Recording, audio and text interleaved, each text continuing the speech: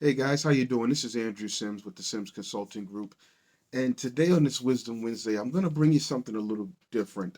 It was something I was researching, doing some work on, because it not only affected me, it affected some of my clients. And today we're going to talk about the supply chain crisis that we're having in America. And it's really a matter of getting ships in port in order to unload the ships and bring the goods on shore and then put them on trucks. And there's a shortage of truck drivers, right? To then get those goods from the docks to the retailers or to the warehouses, so that way we can eventually get them on the shelves and then get them out to customers, right? Whether it's materials, it's specific products. A lot of things come in by ship. That's just the way that we move products right now. Some plane, some ship. But there are a lot of ships, like I said, that are stuck in port that can't get docked in order to get unloaded. So that affects us as business people. That affects us as consumers, right?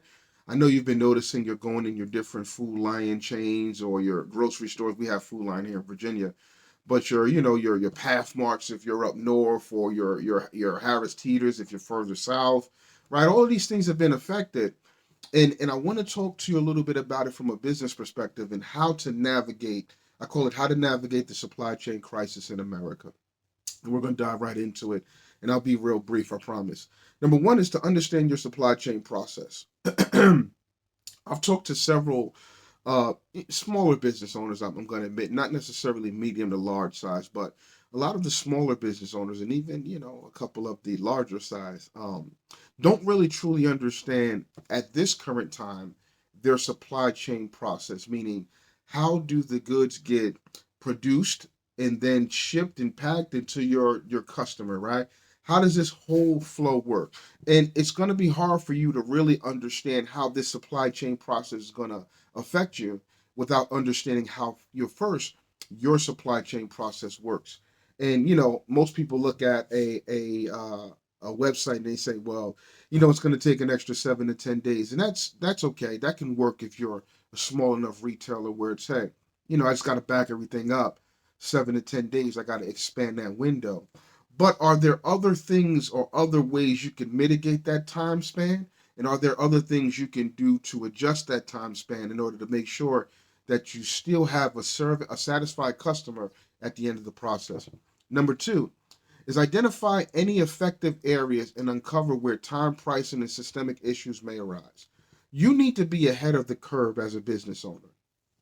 So when you start to see these things, like when they started to begin to say, "Hey, there may be a supply chain process coming in the near future. We may even go into a supply chain crisis because not all goods can sit out to sea that long, right? Can be out there that long without being affected.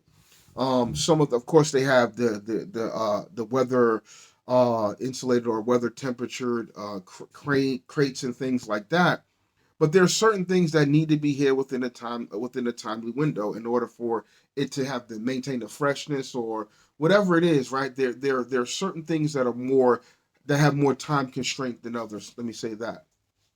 So you need to be ahead of that, right? Because let's say at the beginning of the year they were talking about, let's say January, they're talking about, hey, there's going to be a real shortage, not necessarily of the goods, but a shortage of the goods accessible to consumers coming here in March. Well, are any of those goods something that you deal with? So I got an email. Are any of those goods something that you sell?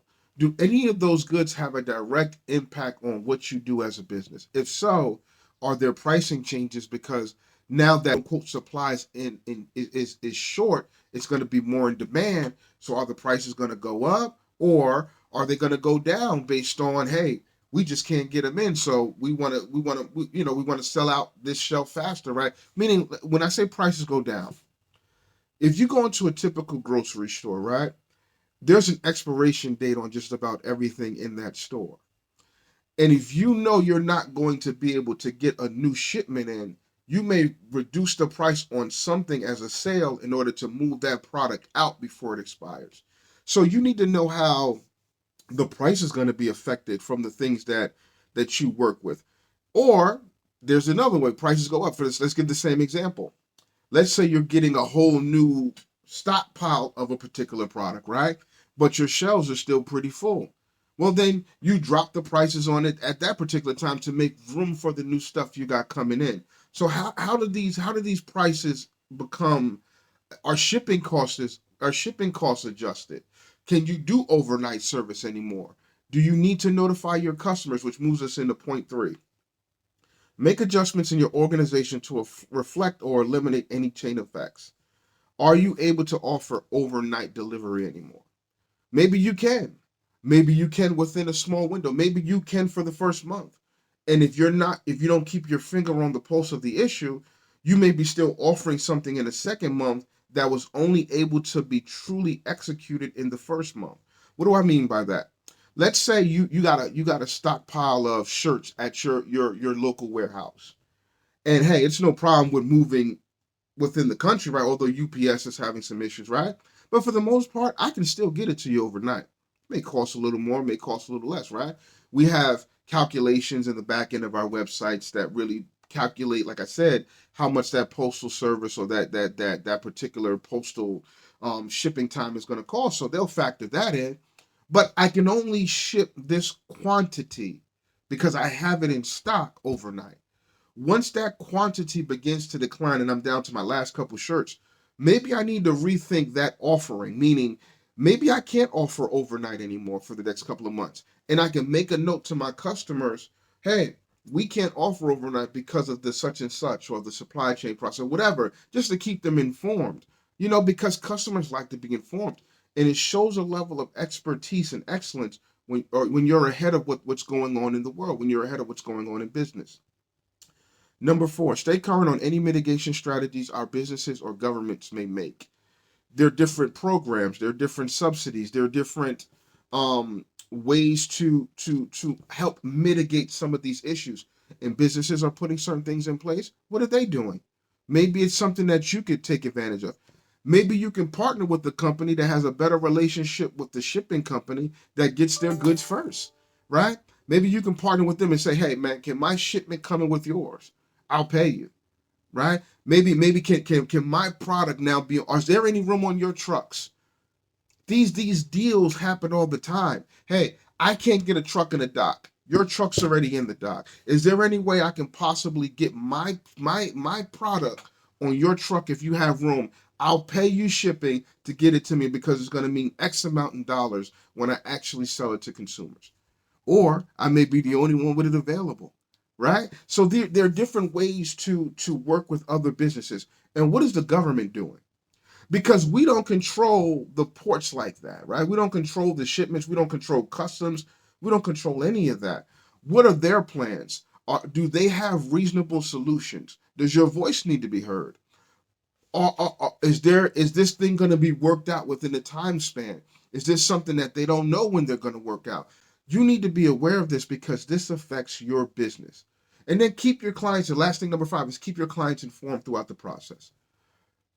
If there are going to be any pricing changes, do a little video, explain it. Explain what's going on.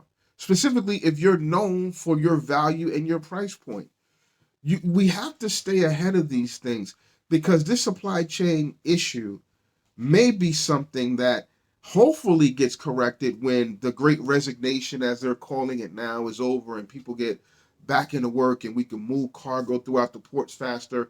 It's always been kind of a problem, not to this extent, but the fact of the design of our supply chain process in this country is really a relay race type process, right? you know, Supplier overseas puts it on the ship. Ship then comes in, whether manufacturer, supplier, whatever. The ship comes in, right? That ship now goes to the dock. Dock is unloaded through the cranes. Cranes are loaded onto the trucks. Trucks then are, shipping it throughout the country. Retailers now have their warehouses. Warehouses are now stocking it. Stock is going on a different truck going out to the actual store. It's a whole process, but it's a relay process, and it's not built for any issues, and it's not built for any redundancy. Meaning, if I get to your section of the race with the baton, and you're not ready, it stops. It stops. And it worked for a long time because in 100 years we haven't had a pandemic and there was no shortage of workers. But now there is. And we're going to have to rethink specifically If we don't get people back to work faster, we're going to have to rethink as a nation how we approach our supply chain process to make it suitable for the climate in the market. And then you got to think about the consumption of goods, right? People have been home for a year, almost a year, in their houses. So the money that was usually spent out in the community from let's say your mom and pop restaurants, right, that may have got some of their stuff from local farms and things like that, right? That money is now being spent on goods that are coming through Amazon and FedEx and all these different things. So our consumer patterns have changed. So our supply chain needs to reflect our consumer patterns, right? Is it ever going to go back? Are people ever really going to get comfortable enough to start going out the way they did? Or are we going to we're going to have this consumer pattern going into an exponential date. Like now we're talking about we can't even get Christmas gifts on time. People are ordering more stuff than ever. These are things that we have to take into account as the business community in this country. We need to understand what's going on with our consumer, understand what's going on with how our goods are being, supplied from again manufacturer and retailer to our shores. What goods are coming from overseas? Is there a way to produce those goods in America in a cost-effective manner? Because again, the American earner or the American worker makes more than the overseas worker. How can we adjust that? Are there things that the government is going to need to do? Of course, we're going to have to maybe increase price on products and things like that. So there's a plethora of things that can happen. But we're going to have to understand the issue as a business community in order to address it. And I want to give you this scripture because with all this being said, right, there are always ways to shortcut the system. There are always ways to do things the wrong way to make sure that we stay in the red in the black, as opposed to dropping below into the red, right? And we really need wisdom as an organization to make decisions that best serve our organization, but also best serve our customer base. So there's a dual fold. And I think we need the wisdom of God of that. For me as a believer, I go to the wisdom of God. So I have a scripture here, Proverbs 3, verse 13 through 18. Proverbs chapter 3, verse 13 to 18. And I'll read it to you. It says, "Blessed is the one who finds wisdom and the one who gets understanding, for the gain from her is better than the gain from silver, and her profit is better than gold. She is more precious than jewels, and got an email, and nothing you desire can come with her. Long life is in her right hand, and in her left hand are riches and honor. Her ways are ways of plenteousness, and her paths are of peace." And I think that's important because in a world that's very unpeaceful, in a market that's very volatile sometimes, we need to seek the wisdom of God of how to approach these business issues. This is what we're paid to do. This is what I'm paid to do. And as you being the leader or the man of the house or the pastor, this is what you're paid to do, is to work through, to go to God first and then work through some of these big issues that businesses, churches, families face. Because if you don't think it affects the family, if you walk into the grocery store and what you need is not on the shelf, maybe you need to think about that the next time you go and it is on the shelf. Maybe instead of buying one case of water, you buy three, because you don't know how this supply chain issue is going to drag out.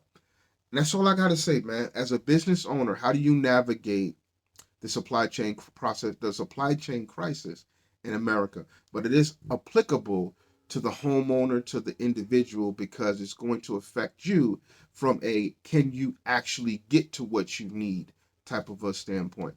So once again, this is Andrew Sims. Hope I didn't go crazy. This is Andrew Sims with the Sims Consulting Group. Y'all be blessed, man. Make the right decision, affect good change, and understand your supply chain process. Peace.